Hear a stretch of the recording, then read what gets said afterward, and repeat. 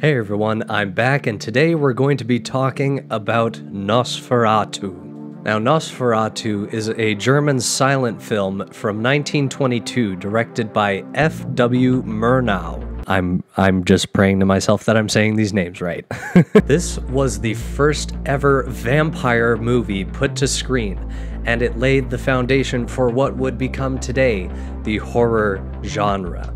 And it's getting a remake next year, I believe, by director Robert Eggers, the same guy who directed The Lighthouse, which...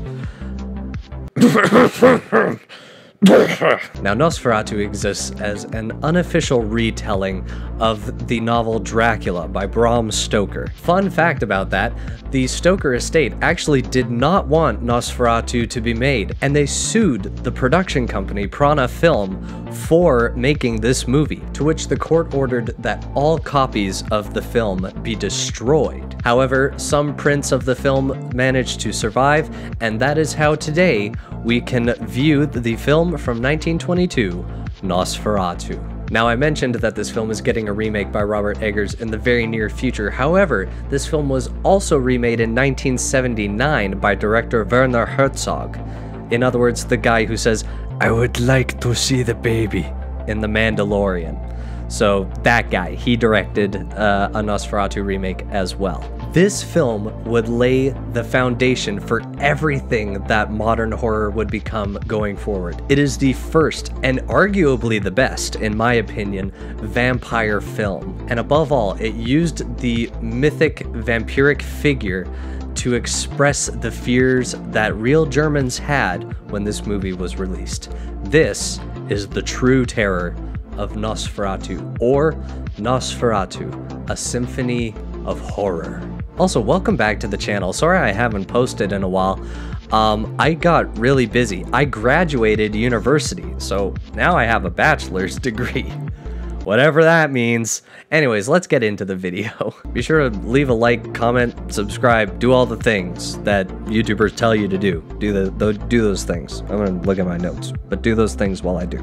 So the film opens by showing us the cover of a book. The book is titled A Chronicle of the Great Death in Visburg, Anno Domini 1838. Anno Domini being the year of our Lord, or AD. The whole story exists as a retelling of the events of this fictional town of Visburg, Germany. And every so often, the narrator who is writing all of these events down will interrupt the action to give us his own expository monologues. These are delivered through text, not speech, by the way. This is a silent film. I don't think I mentioned that. This is a silent film, by the way. And it is this narrator who introduces us to two of the main characters of this story, Hutter and his wife, Ellen. They are a husband and wife who live in Visburg, Germany during this time. It is then that the film cuts to our protagonist, Hutter. He is outside gathering flowers for his wife. Aww. When he returns home, they embrace and he gives her the flowers, but she becomes very sad because, as she says, "Why have you killed them? The beautiful flowers." So she is set up as this very sweet and empathetic figure who grieves the death of the flowers that were picked to make her this bouquet. It is important to note that Hutter makes his living as a real estate agent in Visburg. He works for a man named Nock, who we are gonna meet very soon. Text pops up on the screen telling us that there are many rumors that are circulating about the character known as Nock, but one thing is for certain, that he pays his employees very well. And this is when we first see Nock. He is hunched over his desk, staring at these strange documents with weird occult symbols scratched all over them. And there's also this really funny looking skull that I just had to point out. He peers up from the documents creepily and begins to laugh. He is set up as this very odd figure, to say the least. I would classify him as crazy, but I'm not a psychologist, so make of him what you will. Hutter then enters the building and Nock gives him an assignment. There is a count living in Transylvania who wants to acquire property in Visburg, Germany. This count goes by the name of Count Orlok. Specifically, Nock says he wants the abandoned house right across the road from Hutter and Ellen's house. This is Probably a red flag, but I'll allow it. Having accepted this assignment, Hutter goes home to tell his wife Ellen. This is one of the most ridiculous parts of the story for me. So he's going home to tell his wife that he's going to Transylvania to essentially talk to this count, have him sign a few papers, and come back home. And you, ideally, would want her to feel like you're gonna be safe throughout this whole ordeal, that you're gonna be just fine and you'll be back as soon as possible. So what does he say to her? I am going to travel far away to the country of thieves and ghosts. So we're off to a horrible start. For some reason, Ellen doesn't take this too well, and she just stares in shock and horror while he continues to pack. While he's away, he leaves Ellen in the care of his friend, who is a ship owner, and that ship owner's sister, so they're going to be looking after her for most of the film. They embrace, he reassures her again that he'll be back safe, and then he goes on his way. I should mention, during his travels there are these beautiful landscape shots of the countryside where I don't know where this was filmed. I assume it was filmed in Germany, but it looks so good. Another thing I should mention that I haven't up until this point is the original version that I watched. It's different for each version that you watch, but the original version that I watched would color the film differently depending on what time of day it is. Like, if it was really bright outside, then the film would be tinted yellow.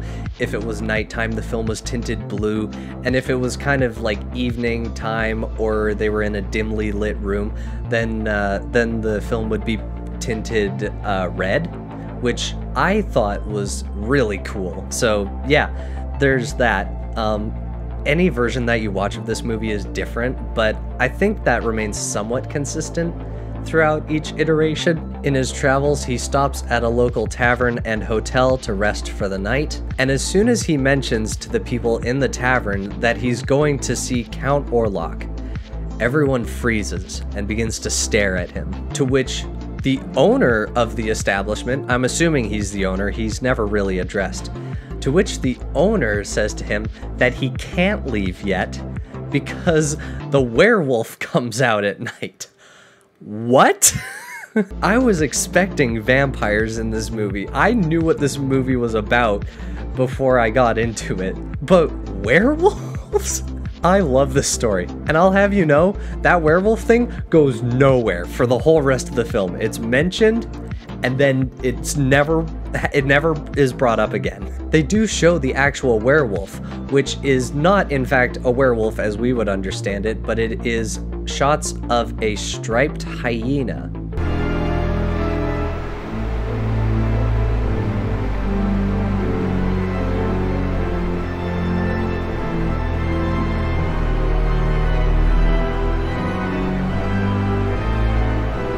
Which, you know, we would recognize it as a hyena, but for the people at the time, they might not have ever seen a striped hyena before, and so I feel like they would see it as a werewolf. I don't know. I assume this was really effective for the people at the time. In his hotel room, Hutter looks out the window, and he notices that something's spooked the horses, and they're all running away in fear.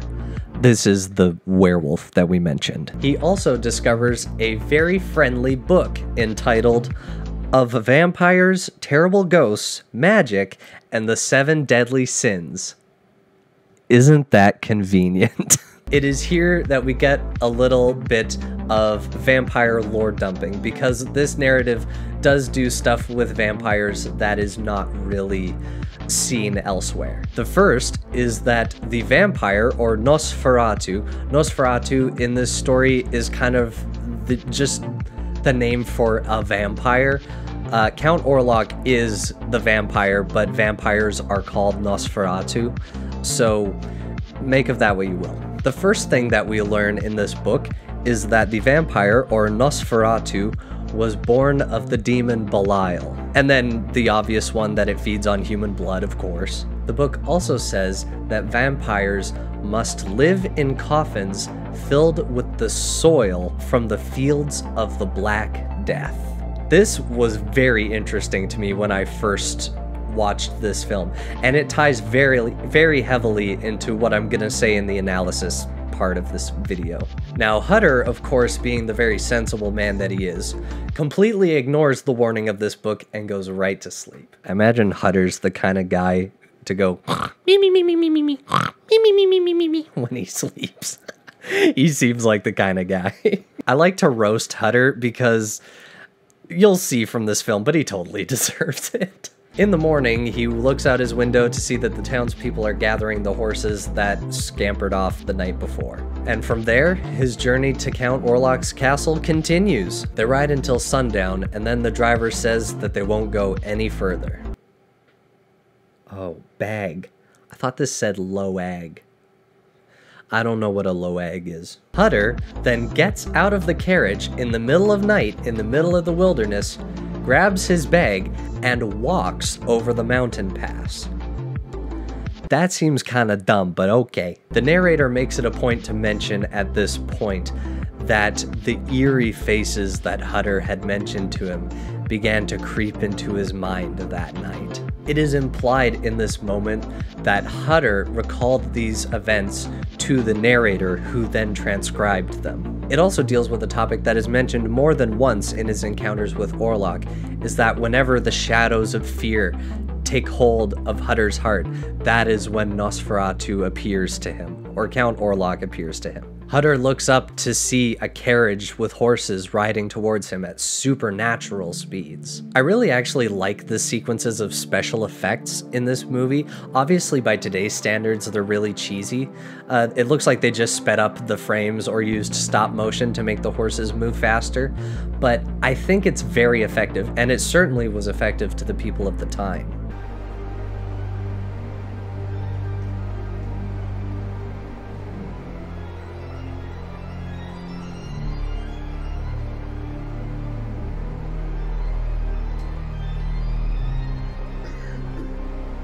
The carriage stops right in front of Hutter, and the creepy driver slowly turns his head and gestures for Hutter to get in the carriage, to which he does. This man's preservation instincts are non-existent. And with that same supernatural speed, the carriage takes off, and very shortly thereafter arrives at Orlok's castle. The doors open all on their own. Hutter walks through them, and then they close again, trapping him inside of this castle. Orlok is waiting for him. He tells Hutter that the servants have disappeared for the evening, and with that, the two of them disappear into the darkness of the castle. Now they are both sitting at a dining room table. Hutter is gorging himself on the food there, while Orlok is poring over these documents, all of them covered with the same occult symbols that we saw Nock reading just earlier. Just a little note here. The actor for Count Orlok, Max Schreck, get your Shrek jokes out of the way. He does a great job at acting very unsettling whenever he's on camera. I don't know if the concept of the uncanny valley existed back when this film was being made, but his portrayal of Count Orlok really preys on the uncanny valley effect.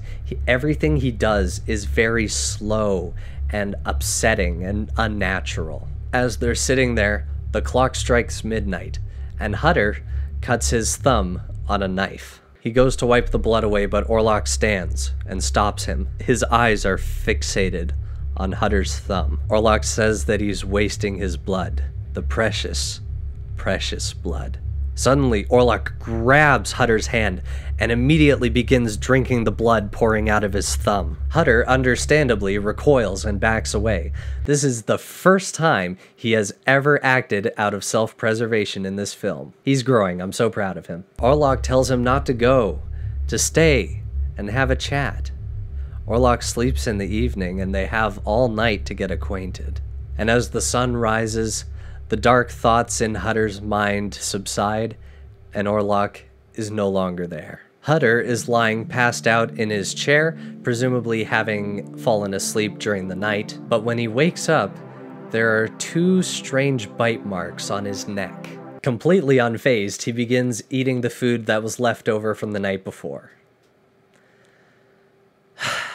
See, this is where I think the horror movie tropes come into play, where the teens are in the house, like, getting picked off one by one, but they're all like, oh, this is fine. They're probably just hiding, those silly gooses. I bet this all originates from Hutter. He was the OG, no, nothing's wrong. Everything's normal. These are just mosquito bites. Yes, clearly. 2 mosquitoes very close together in the same area. He writes a letter home to Ellen telling them that he made it safely, that things are going on schedule, and that he does in fact have mysterious mosquito bites on his neck. I wasn't joking before, he thinks they're mosquito bites. And then he gives the letter to this like random guy that appears in front of the castle on a horse, and he presumably goes off to deliver the letter. This seems very weird. I don't know how mail worked back in Germany this story takes place in the 1830s. I don't know how postal service worked back then, but I'm pretty sure that's not it. And in the evening, Hutter and Count Orlok meet once again. During the conversation, a pocket watch of Hutter's opens to reveal Ellen's face. He has a picture of Ellen in his pocket watch. But Orlok sees this and immediately becomes fascinated with the woman he sees. He comments that his wife has a very lovely neck. He then immediately signs the deed for the property right across from Ellen and Hutter. That seems pretty sus given his comment before. Just imagine, you're just casually having a conversation and a picture of your wife comes up and the person you're talking to just says, "She has a very lovely neck. I'm gonna buy the house across from you. Is that okay?" Like, I feel like so many red flags should be going up. It's fine. It's fine. I love this film. I really do. I love this film. Hutter then goes to bed. As he does, he opens that book that he stole from the tavern on vampiric lore, and he rereads the part that talks about the vampires feasting on human blood. And then the clock strikes midnight again, suddenly feeling that same fear grip him again. He goes to his door and opens it, to which he sees at the far end of the courtyard, Orlok is standing there, staring directly at him.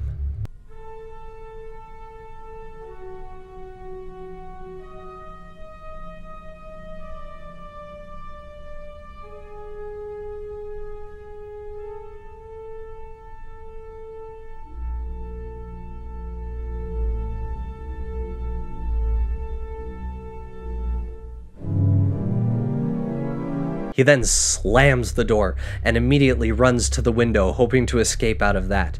But when he looks out, it's a long, sheer drop into a waterfall beneath. Having no other options, he runs to the bed, hoping to hide himself there. The door to his room opens supernaturally, and as he cowers in fear, Orlok appears on the other side. We then cut to Ellen sleeping at the shipowner's house. I should mention at this point, they use an editing technique in this sequence and other sequences going forward. It's called parallel editing or montage editing. This is when 2 completely separate sequences are edited together in order to give the viewer the impression that these 2 events are happening simultaneously.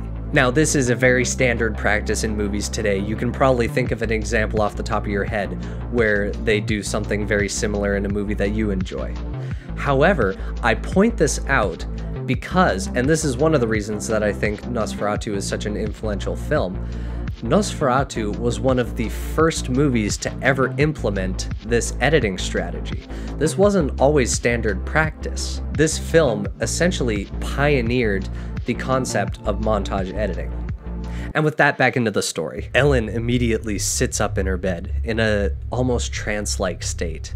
And we see that she goes out to the balcony that's attached to her bedroom. It's a very rich house. And she begins walking, dazed, on the rail of the balcony, teetering on the edge.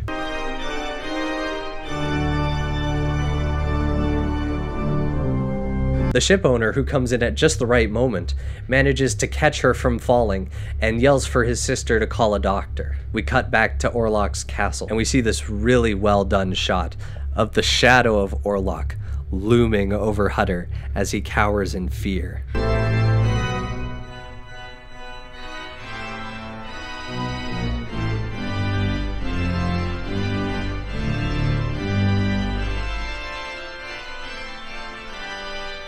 We cut back to Ellen, who's in bed. The doctor is examining her. Suddenly, she sits bolt upright and screams her husband's name. It's almost as if she can see what's happening in Orlok's castle right now, and she's crying out to save her husband. We cut back to the castle, where it seems that Orlok has drank his fill. He is slowly retreating from the foot of his bed. Orlok stands up and looks behind him over his shoulder. And we cut right back to Ellen, and it seems that Orlok and Ellen lock eyes over miles and miles of distance. He walks back through the door of the bedroom, which closes on its own behind him, and Ellen slumps back into bed. This was a really good scene, in my opinion. I love the stuff that they did in this scene. It was terrifying, yes, but it was also just really good storytelling through editing. I loved it. It is after this powerful scene that the narrator interjects with these words. The doctor described Ellen's fear to me as an unknown illness. I know, however, that her soul had heard the call of the death bird tonight. Already, NOSFERATU spread his wings.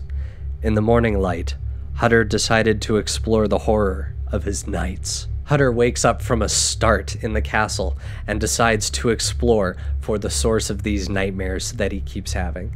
Because obviously he dismisses these supernatural occurrences as dreams or nightmares.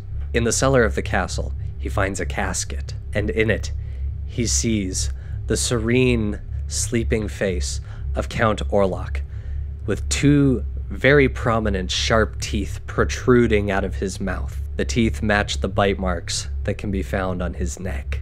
He panics at this and runs back to his room. Out his window, he sees Orlok loading a pile of caskets onto a horse-drawn carriage with supernatural speed and strength.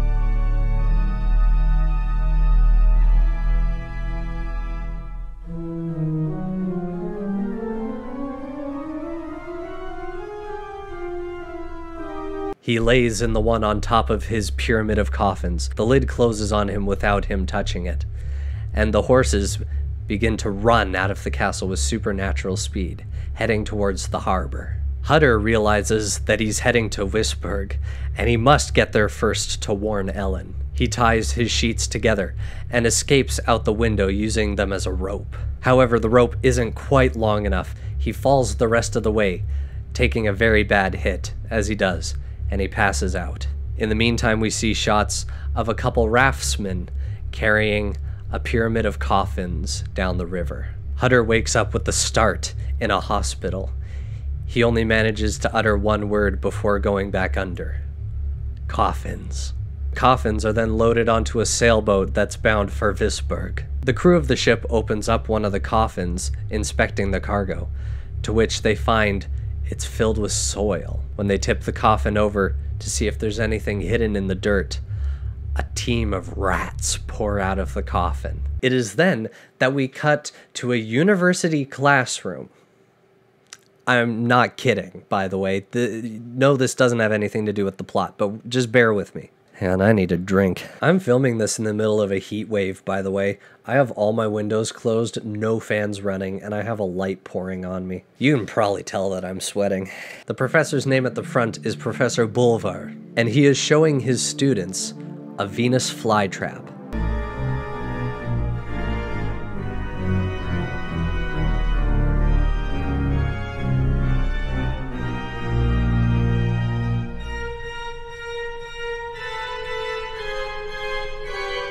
I don't know how common Venus flytraps or other like exotic plants and stuff like that were in Germany at the time, but I have to imagine if they weren't, that this movie would have been the first time that people were seeing something like this. And they captured footage of a real Venus flytrap swallowing a fly on film, which I just think is so cool. And the professor, very scientifically, compares the predatory nature of the Venus flytrap to that of a vampire.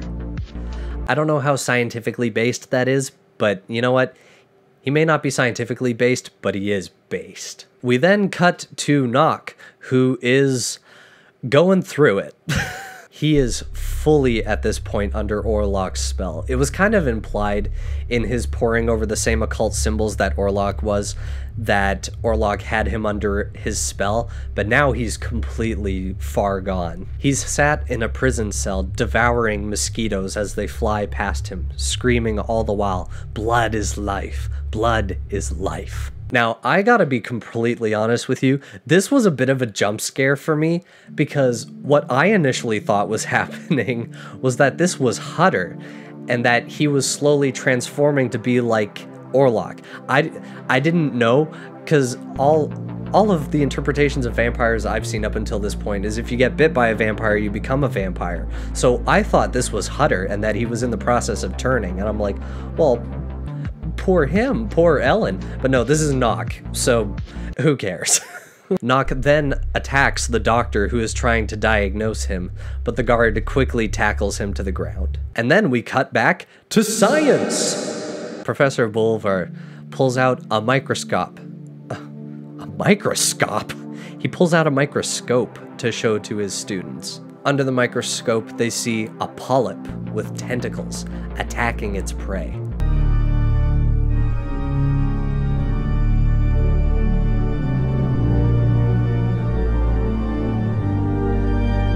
This was also very real, by the way. I don't know how they shot microscope footage on film, but I thought that was so cool. And to the people of Germany, this must have been, like, very new to them. He compares this ghostly apparition with tendrils to a phantom. Which, again, very scientific, but whatever. Science wasn't always so boring. And now Ellen is on a beach. Ah! Ah! Bet you weren't expecting that. To which the ship owner and his sister find her and deliver the letter that Hutter had sent not long before. She reads it and hears that he is in good spirits and he is gonna be on his way back soon. And now there's a bit of a montage sequence. We see Orlok laying below decks on the ship heading to Visburg.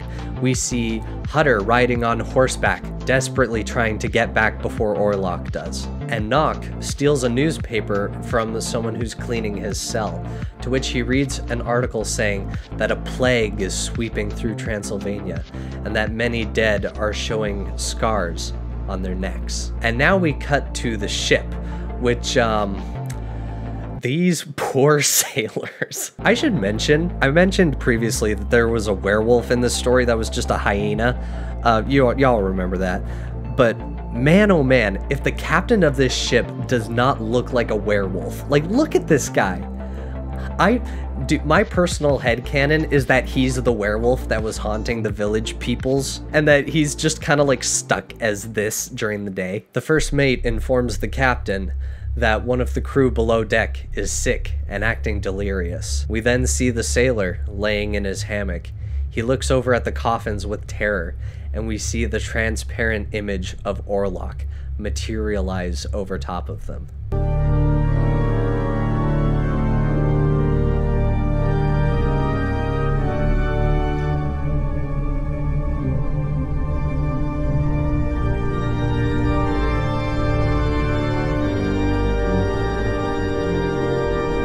I should mention again, I thought the special effects in this film were really well done. Of course, cheesy because of the age of the film, but I still think they were really brilliantly executed. It personally didn't ruin my immersion at all. We hard cut to a few days later, and everyone except the captain and the first mate are dead.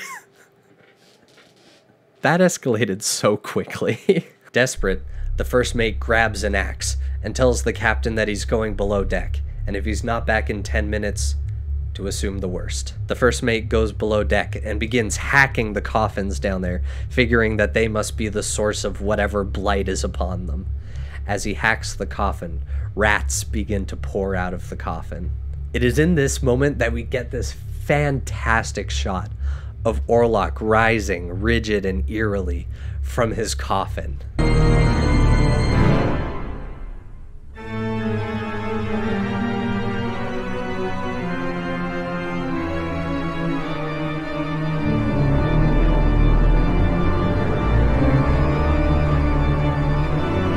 The first mate, in absolute terror, runs above deck in fear and jumps overboard without a minute's hesitation, which Orlok has to be a really scary figure if you would literally rather jump overboard, to which there's a 100% chance that you're going to drown, than stay and confront him. How terrified must that sailor have been? Seeing this and assuming he was under some kind of spell, the captain ties himself to the wheel of the ship so that he can't move. It's very reminiscent of that Greek myth. I forget what hero it was. Was it Perseus? The one who had his men like tie him to the ship's mast so that the sirens couldn't lure him overboard. I imagine that that's what the captain was thinking in this moment. If he tied himself to the wheel, then nothing could compel him to abandon ship. However, once he completes tying himself to the wheel and he looks up, Orlok is standing there, slowly advancing towards him, to which the narrator's words appear on the screen simply as, "The death ship had a new captain." We then go back to the montage. Ellen is sleeping in this trance-like state again and is wandering across the balcony. When she's stopped this time, she simply responds, "I have to go to him." It's unclear whether she's talking about Hutter or Orlok at this point, because she is, at least to some degree, under Orlok's spell. And Nock in his cell cries with joy as he watches a ghostly ship enter the harbor at Visburg. Orlok has arrived. The cargo hold opens all on its own, and Orlok slowly emerges. Nock manages to kill the person that's guarding him and escape out of the prison. With superhuman strength, Orlok lifts the coffin he was carried in and begins to walk to his new home. But on the bright side, Hutter is also back. Him and Ellen have this very wholesome reuniting. They embrace, as it's been so long since they've seen each other. However, the joy is very short-lived. The townspeople board the ship, to which there's no crew, and the captain is dead, hanging from the ship's wheel, with 2 scars on his neck. They read the captain's log, which talks of a mysterious passenger aboard their ship. And it says explicitly in the documents that the ship constitutes a plague threat. At the word plague, everyone immediately freaks out and orders everyone to go to their homes, lock all doors and windows. Thus, quarantine begins, and the great dying commences. People begin dying en masse from this plague that comes with Orlok. There is a scene in Ellen's bedroom where she finds the book on vampires that Hutter brought home with him. She begins to look through it, but Hutter, seeing this, immediately grabs the book and tears it from her hand. Ellen then breaks down and points out the window, to which we see across the street that Orlok is in the window, staring directly at her. I need another drink. All this vampire nonsense. The narrator mentions that during this time, people were very paranoid about the illness that was sweeping through town. People didn't know whether they were sick or healthy, and paranoia had started to set in. The ship owner's sister herself felt ill, so they fetched a doctor. All the while, people kept dying. Ellen once again gets hold of the vampire book, and she reads a passage saying that there is a way to stop the vampiric curse. The vampire can only be stopped if a sinless maiden sacrifices herself and lets him feast on her blood until the first crow of the rooster. So, sunup, basically. She just needs to distract him till sunup. It is also mentioned by the narrator that in their paranoia, the people of the village begin looking for a scapegoat, someone to blame this plague on.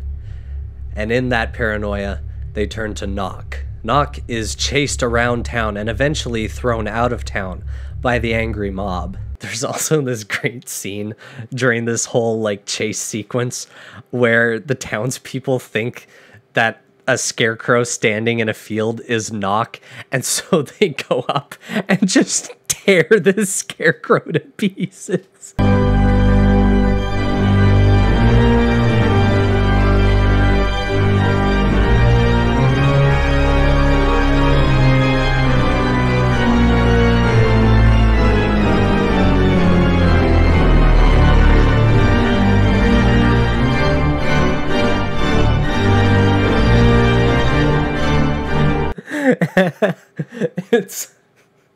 It's so funny.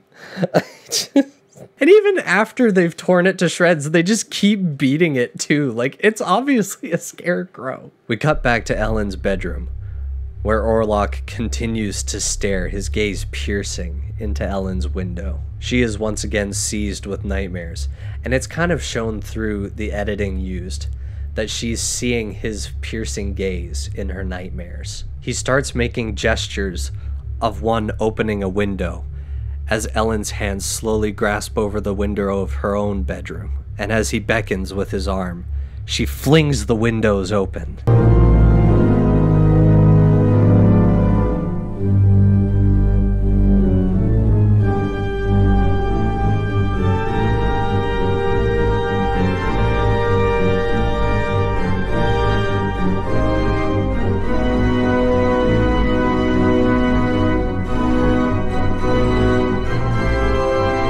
She wakes up and is panicked by what she's done because she knows the consequences of what she has just done. Ellen wakes Hutter and tells him to grab the doctor because she's being overcome. But as he runs out, we see the shadow of Orlok creeping up the stairs to her bedroom.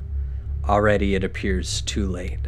I should say, this film is one of the most popular instances of a artistic movement called German Expressionism, which is very much categorized by these very abstract compositions, like angles that don't match up, or lots of symbology in the shadows and shapes that are used in the frame. A lot of the time it goes way weirder, like there'll be these like broken, fractured realities that these characters stumble around in. This is not that, but I still think that NOSFERATU is a very prime example of the German Expressionist movement, and this is exemplified perfectly in this scene. As Ellen lays in bed in terror, the shadow of Orlok slowly creeps over the bed, the shadow of his hand coming over her heart. And suddenly, it makes a fist, and she is immediately seized in a spell.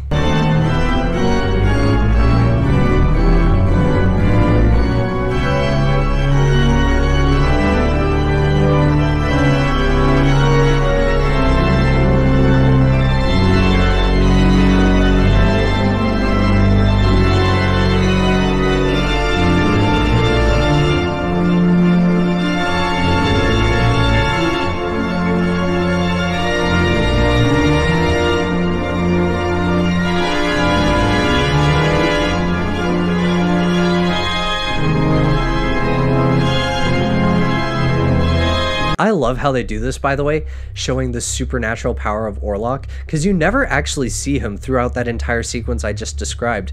You only see his shadow, and it's like this figure of darkness, this entity that can't be touched and can't be destroyed, is slowly coming over Ellen in the night. And as the shadow makes a fist over her heart, it's like some supernatural power is exerted on her in that moment.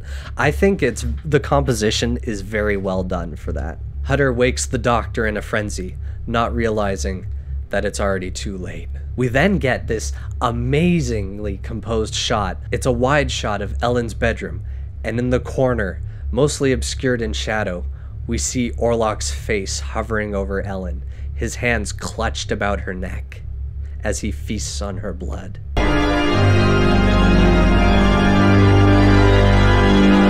I love that shot so much.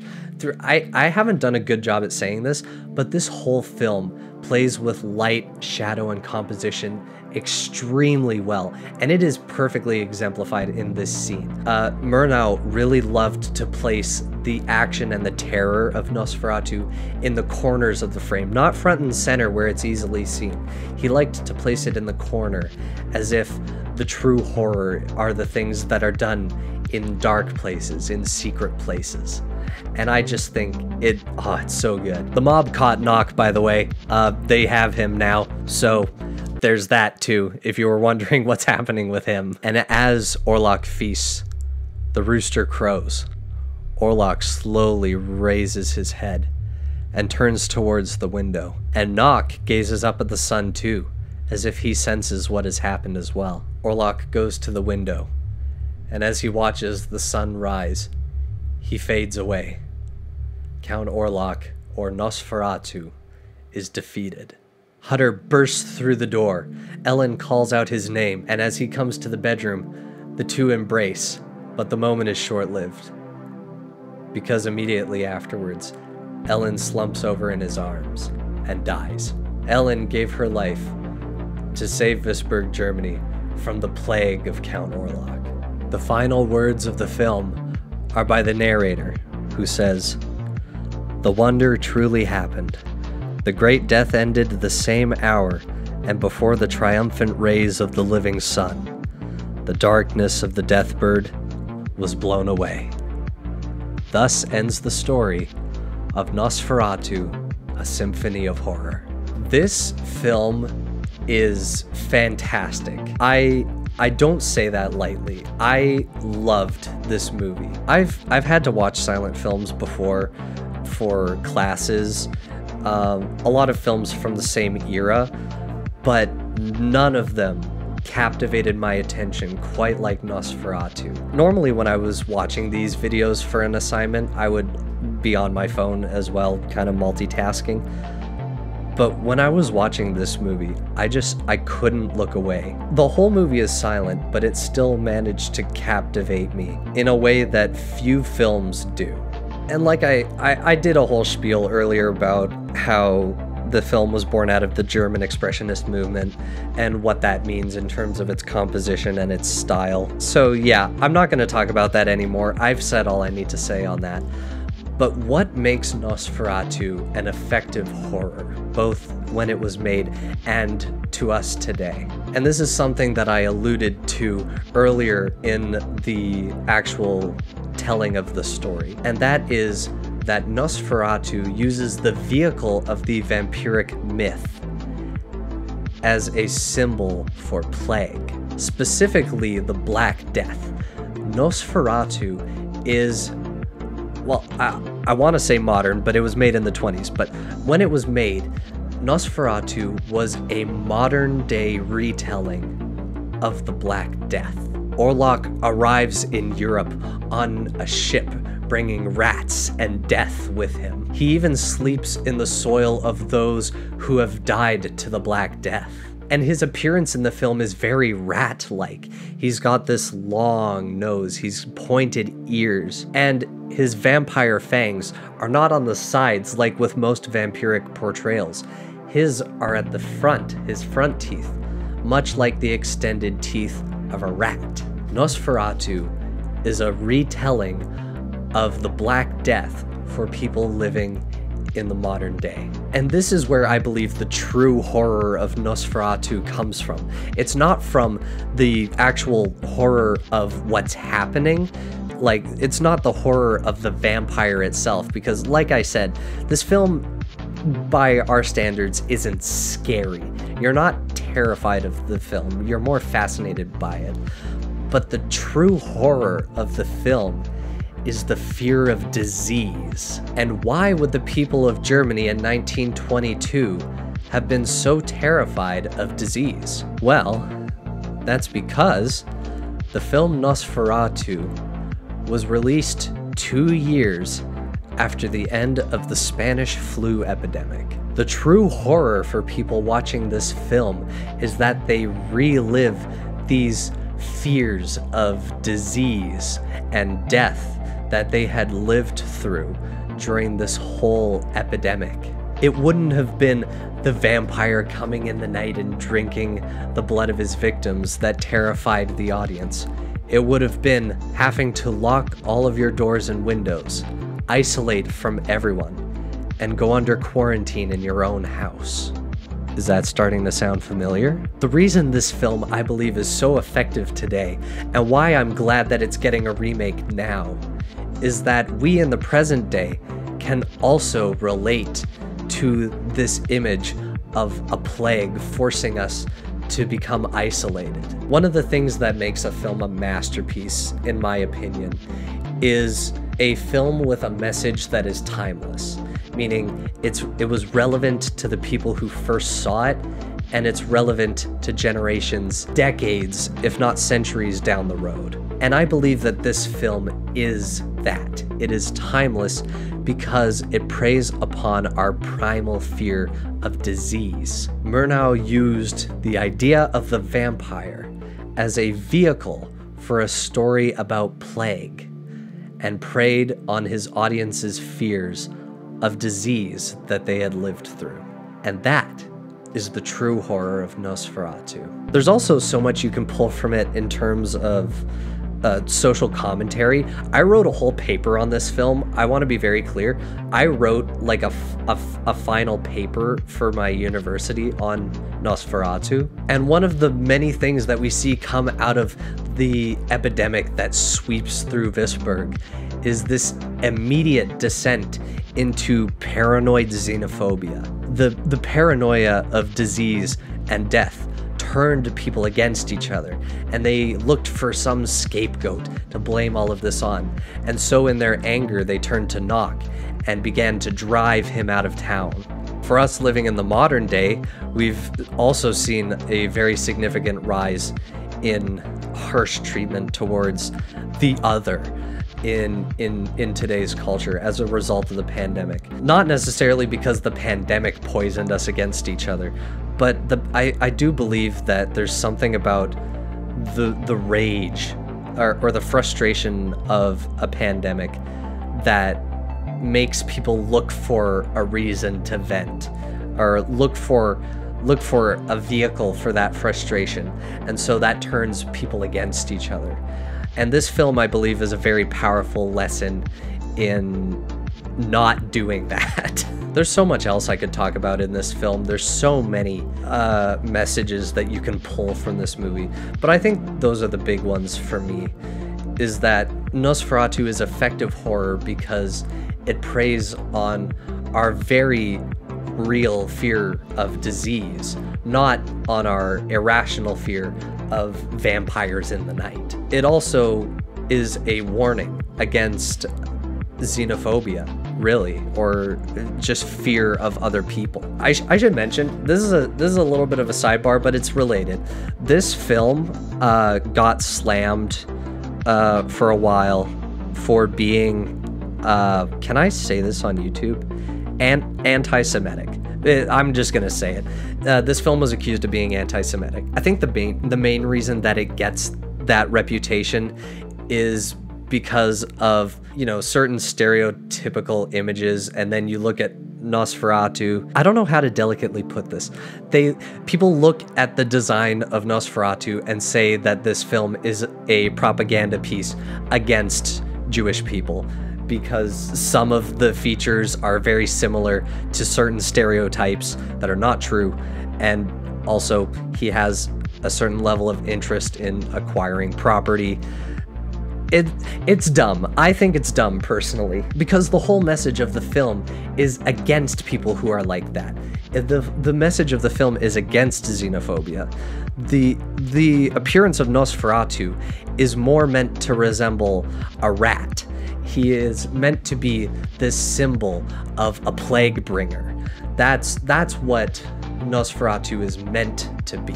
In fact, this film was banned in the Germany run by the guy with the funky mustache. This film was banned. It was seen as degeneracy in that regime. And so when people decide to take this film that was made in Germany and automatically apply this anti-Semitic label to it, it rubs me the wrong way because they miss the point. Sorry, that was a bit of a tangent, but I don't know. I saw some articles dealing with that specific topic, and it just made me annoyed because this film is so clearly against that kind of treatment of other people, and the fact that more people don't immediately recognize that, it drives me crazy. So yeah, I think that's it. This has been a breakdown of NOSFERATU, A Symphony of Horror. I hope that you enjoyed, and if you've made it this far, thank you so much for watching. I love films like this that manage to withstand the test of time, and I do believe that NOSFERATU withstands the test of time, and I'm so excited for the remake. I'm gonna see that in theaters. I'm so excited. Robert Eggers, if you're watching this, please invite me to the premiere. I want to be there. Expect videos like this more often. I'm hoping to post these kinds of breakdowns once a week of films that I really enjoyed, films that I think have a lot to say to people nowadays who may not otherwise view the films. So expect more of this style of video in the future. And sorry for being gone for so long. I took a very long break from so much of the content that I love to make. And that was purely because I was in my last year of university. I was overwhelmed, I was overworked, and I had a lot on my plate. But I'm done now, and I've graduated, which still feels weird to say. I moved out. I'm living in an apartment now with some friends of mine, and I think it's going to be a really good summer. Expect a lot of good content coming your way. Yeah, I did it. It's so weird. I did it. Thank you so much to the patrons. RD, Sean, Snowy, thank you all so much. I really appreciate you all. It means the most that you would help me to try and achieve my dream of being able to do this with you all full time. I would love to be able to do this for a living. I think this would be, to be able to tell stories like this to people, the stories that I care about, is just, it's a dream of mine. And thank you for helping to make that possible. And if you want to consider becoming a patron yourself, the link to that is in the description, as well as the link to various other things that I do. And with that, I think that's all I need to say. Thank you so much for watching. I really appreciate it. Thank you for sticking out to the end. And I hope you enjoyed this video, and I will see you next week, hopefully, for another one. I hope you're excited for that, because I know that I am. And cut.